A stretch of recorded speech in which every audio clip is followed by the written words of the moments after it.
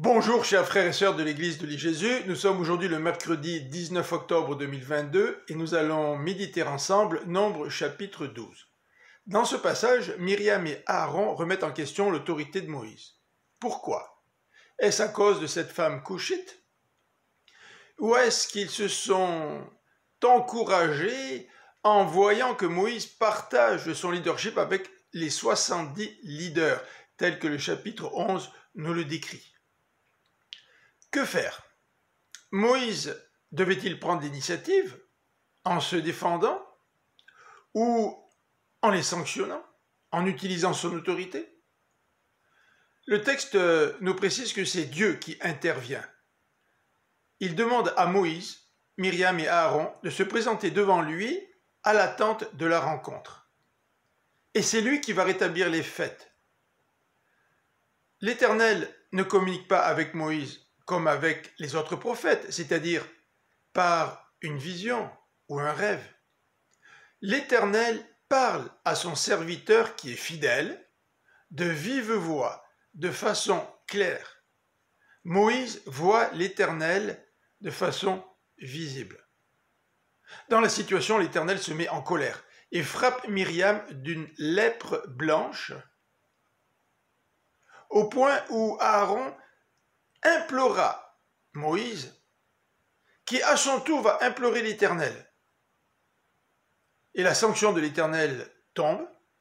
Myriam sera exclue du camp pendant 7 jours, après quoi elle y sera de nouveau réintégrée. Ce châtiment de l'Éternel est un acte public par lequel Dieu montre à tous la faute de Myriam en l'excluant du camp pendant 7 jours. 2 leçons spirituelles à tirer de ce texte. Premièrement, c'est l'Éternel qui justifie. Les leaders sont souvent attaqués. Parfois, ils doivent se défendre, comme Paul a défendu son ministère. Ce serait très utile de regarder les raisons qui poussent Paul à défendre son ministère, mais ce n'est pas l'objet de cette capsule aujourd'hui. Dans d'autres circonstances, c'est l'Éternel qui va défendre ses serviteurs, et c'est lui qui va les justifier. Ce passage met l'accent sur l'action de l'Éternel qui intervient en faveur de Moïse.